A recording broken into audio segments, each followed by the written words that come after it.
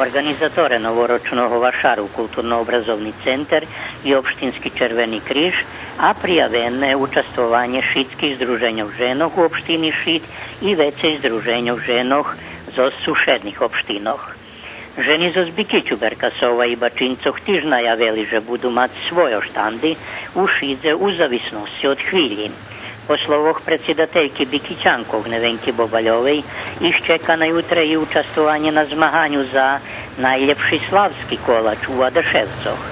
Dobre toto, že lokalna samouprava konječno prerucela združenju obecanih 120.000 dinari za robotu u 2014. roku, da budu vymireni poterašnji dlustva, a budze i penježu za naihodzaci novoročni i kračunski manifestaciji u opštini i Valalje.